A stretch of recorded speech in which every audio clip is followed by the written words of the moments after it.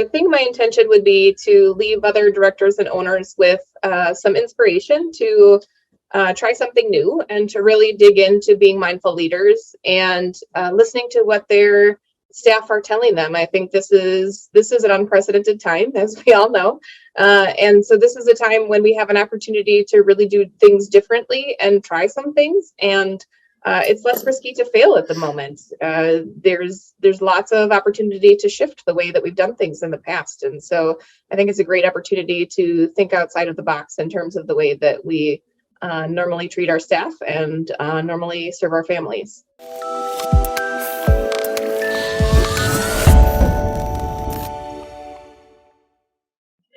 Hi everybody, welcome to the Childcare Channel, a space designed to inform, inspire, and innovate in the childcare space. My name is Jane Diaz and I am your host. Our guest today is a childcare leader that personally inspired me when I watched her speak at the latest Shift conference. She is Maria Fitz-Gibbon and she's the owner and operator of Leap Academy Childcare Centers in Madison, Wisconsin and the surrounding area. Prior to owning Leap Academy, Maria worked as a mental health practitioner with children with disabilities in the Minnesota public school system. She has a master's degree in counseling psychology.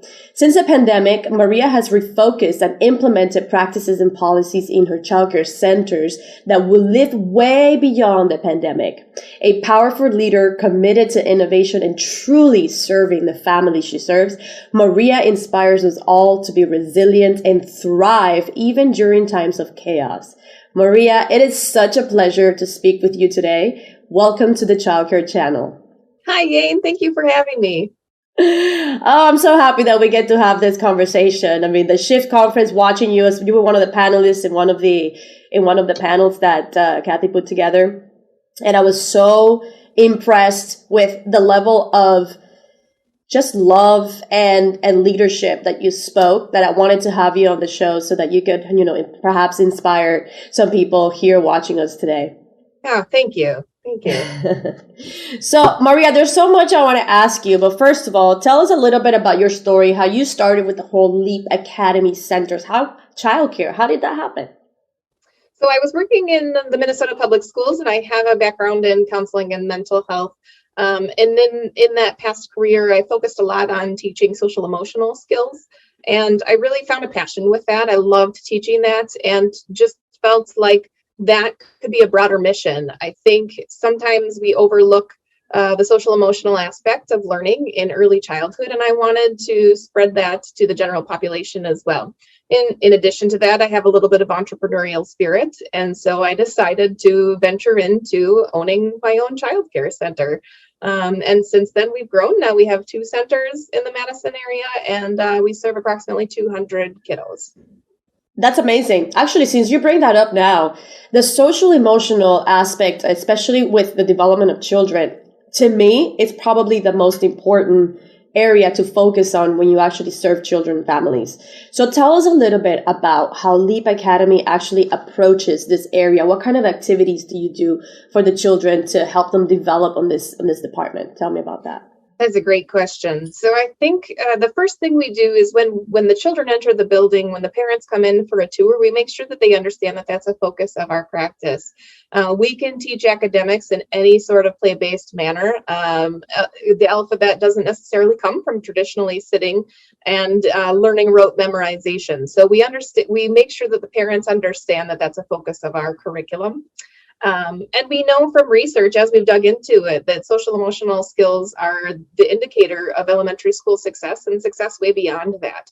So the first thing we do is make sure that the kiddos have a really safe relationship with their providers. We know that they need to feel safe, they need to feel loved in order to feel free to learn and to feel free to participate in a classroom. So that looks like the teachers making sure that they're getting down on the level and really understanding the interests of the children, understanding their family system, and where they come from and what they need, and just really forming that bond. So whenever we run into a situation where maybe a child is not being successful, the first question we often ask is to our teachers, what are the 3 biggest interests of this child? What do they love? Do they love Paw Patrol? Do they love blocks? Do they love princesses? Do they love art? What do they love? And so, that's one of the main things that we focus on, is having really, really solid relationships between our teachers and kiddos, and really promoting that.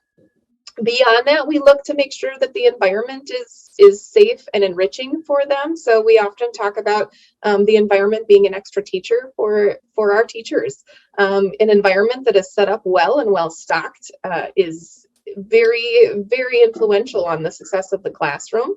And again, making sure those kiddos feel safe and welcomed in the classroom. And then beyond that, we have a curriculum where we talk a lot about emotions, and what we do with them, how we recognize them, what we do, how we play, share, and trade.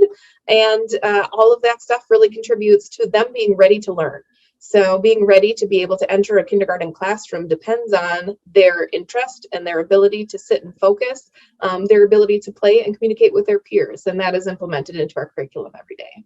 Wow, that is amazing. I love it. I absolutely love it. So there's so many things I want to ask you now after hearing all of this. So it sounds to me like a big part of the success of this whole program is the teachers, not surprisingly, right? Yes. Obviously, and this is something that I wanted to ask you based on what I heard you say at the Shift conference. Obviously, a good company, a healthy company, has a really amazing culture where all the components, especially the staff, the team, feels heard, understood, feels appreciated, right? It sounds like you have this quite down, and it trickles down to the kids. Tell us a little bit about how you run your staff, and what are some practices as a leader that has helped you bring your centers to the next level? Yeah, thank you for saying that. I hope that we have it quite down, but I do think it's an everyday practice. It's not something that we can say, oh, we got this and move on to the next goal. It really has to be something that we work on every day. So, the pandemic and the staffing crisis that we're in has really given us an opportunity to step back and think a lot about what our staff are telling us, both verbally and with their actions. And so what we're seeing right now is that in order for our staff to be ready to run a classroom where they're making children feel safe, they have to be balanced. They have to walk in feeling good, feeling safe, feeling excited, and having all of their basic needs met to be the best teachers that they can be. So in order for that to happen, we listen and shift a lot based on what we're offering them. So making sure that we are in line with wages and moving that up all of the time to make sure we're offering fair wages and benefits is something that we focus on intensely. And, quarterly, we look at that and make sure that everything is headed in the right direction. We get them involved also in our strategic planning, so giving them opportunities to participate in what a well-run center looks like and what they would like to help make that happen. We do that in our meetings. And then in our leadership team, we focus a lot on having a culture of authenticity. Oftentimes, I think our leaders and our people who we put in director positions and assistant director positions, they want to be kind. They're kind people. They're people, and we need them to be people in order to run an effective center. But sometimes and often we have to have difficult conversations with people. And so giving our directors and assistant directors the tools to be able to have those difficult conversations leads to a culture of trust in our organization. So we have lots and lots of tough conversations and conversations about moving our team forward so they can be the best teachers they can be. And I think within that, knowing that your director is always going to be honest with you and to have a conversation, they're not going to make you feel bad. It's not going to be a shameful conversation, but it's going to be a true, authentic conversation of this is what we need to move you forward, has helped us shift a culture of authenticity and trust. And then within that, the last thing, Yane, that I did mention at the at the Shift conference was that a model that we have shifted to is a model of overstaffing at Leap Academy. And so the thing that we are hearing most from our teachers in the last year and a half is that they want flexibility to be able to take care of themselves, both personally and their families. And so if that means that they get to leave a half an hour early and maybe they're not working a full 40 hours that week, we're staffing to be able to handle that. We're staffing to be able to handle absences so they can go to their kids' sporting events, or so they can have a sick day, or something's going to come up.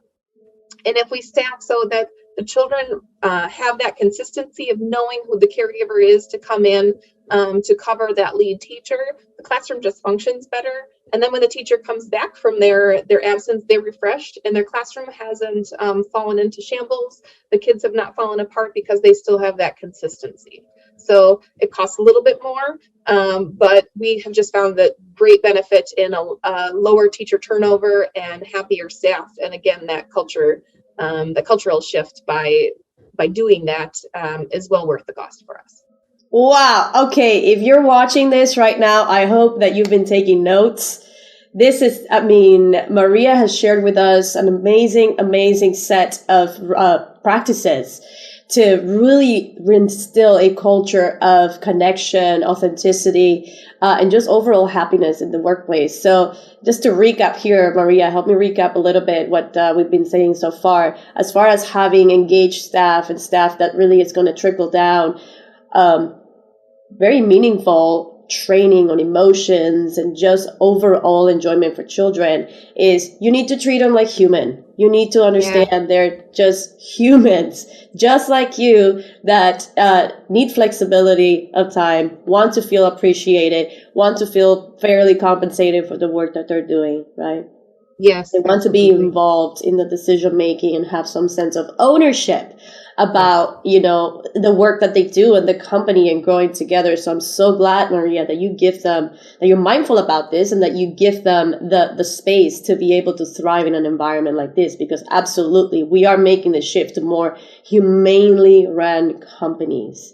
So I actually wanted to share something, a very side note. Recently, I became aware, this has been around for a long time, but I became aware that Amazon, we all know and love Amazon, that Amazon actually allows employees to bring their dogs to work. So they have over 7,000 dogs that come to work at Amazon with their owners. And what they figured out, you would think like, wow, 7,000 dogs in an office and everything that comes with that. You're like, whoa, that's got to be really expensive and distracting. But actually what they found out was that it actually brings people together and gives them a happier environment to work, and people interact with each other, even just because they run into each other with their dogs in the elevator. So it actually ends up having a bigger return on investment, which is very similar to what is happening with what you're telling us here, which is, yes, the model of overstaffing is a little bit more expensive, but it's actually a bigger return on investment, correct me if I'm wrong, because then you decrease turnover, you have happier people who, we all know, happier people are better contributors and better decisions are made from happy and peaceful environments, right? Yeah. So in the long term, you do become more successful, more profitable, just overall. Would you say that's been the case for you? I do think that has been the case. And I think the other place that has shifted is the happiness and success of my leaders within my centers. So my assistant directors and directors are so much calmer and happier when they have a lack of staff turnover and they're fully staffed. And it allows them to move our mission forward, faster and happier than they were able to in the past, which is also, I think, part of the success. Absolutely. Absolutely. Maria, how long have you been doing this already? 7 years. 7 years, and already you're having such high impact on the centers and the children and the families. Tell me about some of the feedback you hear from your families about, their own experience in your center. What do they say? What do they pay attention to? What do they like most about what you offer? They love our teachers. They want our teachers to be so happy. So they bring treats all the time for our teachers. They want to participate. We do conferences twice a year. We do family outreach as well. That's part of our program, is that we do over 80 hours a year of family outreach programming. So it might be something as simple as come in and make a snowflake to your child with your child, to come in and listen to an educational session on how to handle challenging behaviors at home. And through that, it just really has created a community. So our parents love that. Some of them are leapers for life, and they even come back and visit us after they have kids that have graduated out. Oh, that's amazing. So a lot of the people watching us might have their very own childcare centers. And I know that one of the areas where a lot of them are interested in learning more about is how do you engage the families, right? So you've just shared with us that your families love the teachers and you have conferences for them and things like that. Are there any other ways or any tips that you can share for other people watching this about how to really have the parents more involved and really take ownership and be partners in the development of the kids? Honestly, and I think it comes back to doing some simple things very well. I think we really focus on that pickup conversation between the teachers and the parents, and having it not just be an interaction, but having it be a moment where maybe we communicate with them about something that we noticed about their child. And that honestly spurs such deep conversations between the parents and the staff and the directors that the rest just sort of falls into place. Okay, well, very nice. There you have it, people. So another question that I have for you, Maria, it's now that we are having so many changes happening as a result of the pandemic. There's even talks of the whole stimulus that the bill to allot or subsidize childcare for families and things like that. How do you see this impacting your centers and the way you do things, if at all? I have no idea. I'm very excited. I think it's a big opportunity for childcare to move forward as a very important industry. I think we did a pretty decent job of becoming more cohesive as an industry during the pandemic to get our voices heard about being essential workers and being important. So I'm very excited about that. I do think there will be more access to childcare for families who might have a difficulty affording it and affording high quality childcare at the moment. My guess is that that's going to create a bigger demand, and then we will have to expand our capacities within the industry. Okay. All right. Very good. Very good. So I'm wondering, right? So the Maria here that's been doing this for 7 years, what advice would you have for, let's say, 25-year-old Maria, if you could go back and give her some wisdom, knowing what you know now? Yeah. I think probably the skill that I didn't have then that I feel like I needed to develop was, well, I guess it would be three parts. I wish I would have been more reflective at 25 to be able to think about the things that I was doing and how they impacted my future. So reflection, persistence, in recognizing small changes make a big difference over a long time. I don't know about other entrepreneurs and other leaders, but I tended to be a very all or nothing thinker, and like to make big changes. And I really, in the last 2 years, have settled on focusing on planting seeds and stacking dimes, doing small things to make big changes, and making sure to recognize that every day that, maybe it wasn't a day where I had a large enrollment or hired somebody who I think is going to help us a lot, but maybe a simple connection with a child or a family, or a simple connection with a staff member, or a simple intentional touch with one of my directors and making sure that they're having a great day and set up for success. All of those things make a difference, and I think they're all trust builders. I love that. I love that so much. And I'm curious, it's of course, since 25 till now, I'm sure you've had many mentors, many teachers and people that have inspired you, right? From whom you've learned all these things plus experience. So I'm wondering, who are some of your mentors, people that have been really influential in your life and your evolution and bringing you here to this level of success where you are today? Oh my goodness, there's so many. My parents were very supportive of everything I wanted to try. So I don't think I ever came into becoming an entrepreneur or becoming an owner of a child care center from a fear-based mentality. That was never something I was afraid of. So my parents were definitely big influencers. I love to listen to other inspirational leaders, though, as well. A few that I really like are Brene Brown. I'm a huge fan of her. She has a great podcast. I love watching Oprah. I know I'm going to date myself here and say that, but Oprah, Mel Robbins, I think finding some people like that that you can tune into when you're having maybe a tougher time or a tougher day to inspire you and see their success is something that helps me with my persistence as well. And then, of course, there's lots of people within the childcare industry that do amazing things. The Shift team, the Hinge team of Hinge brokers, they put on great conferences and they always have great speakers there that inspire. And then Caroline Jens is another one who's a childcare consultant, and I worked with her, and she really helped me figure out my path forward as a leader. That's really awesome. A lot of the people that you mentioned, I also follow, and they have been really huge in my life, Oprah being one of them. And we were actually talking about Oprah and Intention backstage before we got started with our interview today. And I think it's worth it to kind of bring forth this conversation and share with our audience, Maria. So we were talking about the power of intention. And Oprah, she used to have, when she had the Oprah Winfrey Show, she had this writer as a guest many, many times on the show. His name is Gary Zukav, and he wrote a book called The Seat of the Soul. And Oprah attributes her success as being number one for 25 consecutive years to this book, particularly the chapter on intention, and intention being the force behind whatever we think or do that really drives the results.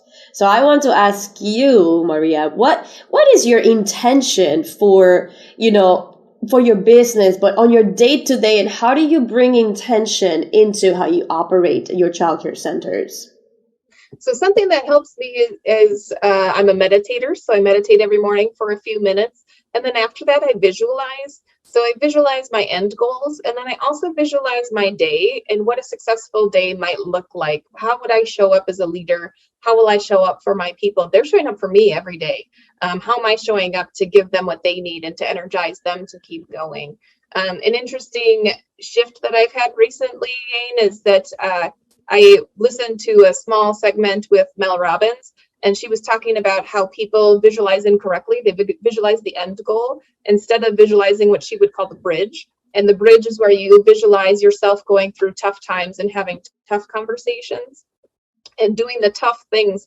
If you're trying to run a marathon, running in the rain, and so for me, it's visualizing sort of the tough shifts, maybe a tough conversation with a family, a tough conversation with a director, things that normally would have tripped me up in the past. And if I can see that, it just makes walking into it, knowing that my intention, and sometimes if it's really hard, I even say my intention out loud when I'm starting that tough conversation or starting that tough activity, and say, my intention here is that we might come to a resolution together that works for both of us, stating whatever it is to help me move forward.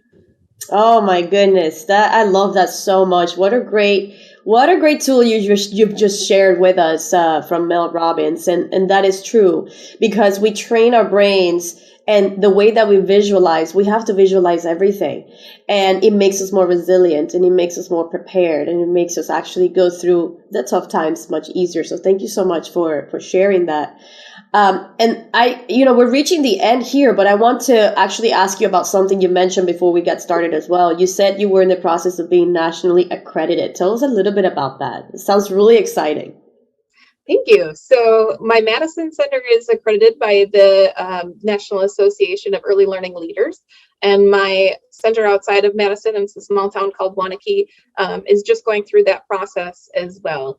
So the last part of that process, there's a whole self-study that can last anywhere between 6 months and several years. Ours has lasted several years. We have really taken time to look at the practices that are needed to earn that quality rating. The last part of that process, after you submit all the paperwork, is a validation visit. So they give you a 2-week window, and a validator comes and observes your program for, maybe 2 consecutive days. And then you sit and wait and find out if you meet the standards. And so that's the part of the process we're at now with our Waunakee location. So I'm secretly hoping that before the end of the year, before Christmas, we will hear back from them on whether or not it went through. So, but it was also a big learning experience for our team and a good bonding experience. And we're hoping to celebrate with a nice Christmas party if that goes through before the end of the year. So. Well, we definitely want to know about this at the Childcare Channel so that we can send a big shout out to you once you get accredited.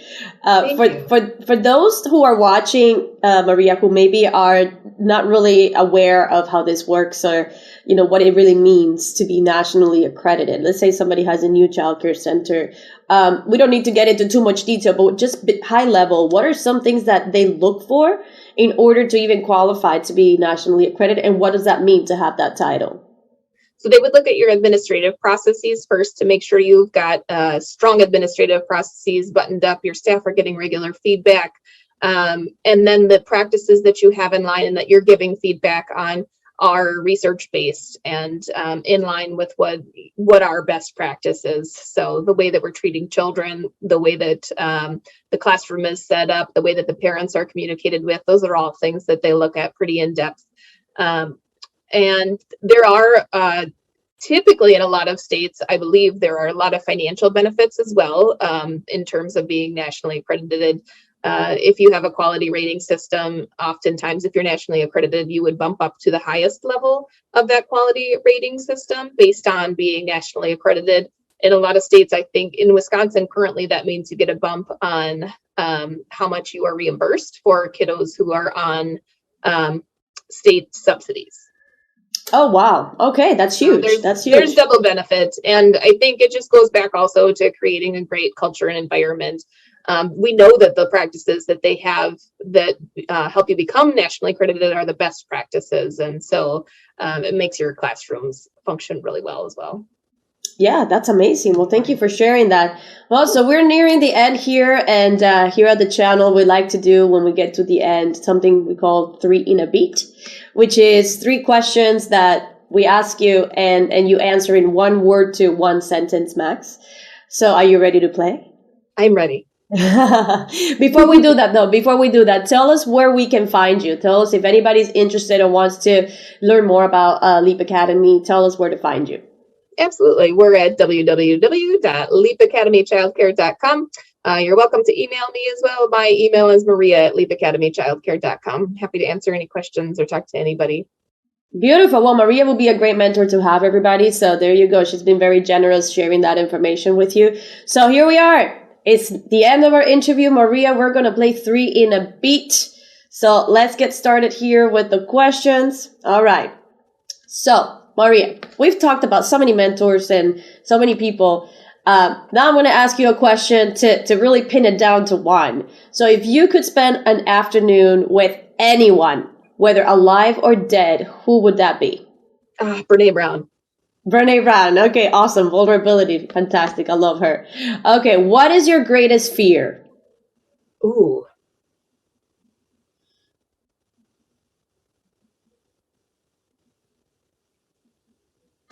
I don't have one. First one that comes to mind. Car accidents. Car accidents. Okay. Yeah. All right. And then would you say that, actually, I want to ask you this. What do you think is something worth giving up?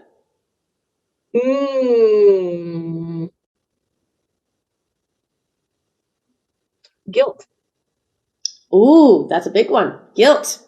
All right. Well, this has been amazing, Maria. I really enjoyed our time together. It's been such a joy to have you here on the channel, on the Childcare Channel. And everybody watching, if you like this interview, make sure that you share it because it could probably help a lot of people in the industry. Give it a thumbs up, subscribe to the channel. Maria, anything that you want to say before we go? Thank you, Ian, for everything you're doing to move our industry forward. I appreciate you. I appreciate you. All right. Well, everybody, thank you so much for watching, and we'll see you in the next episode.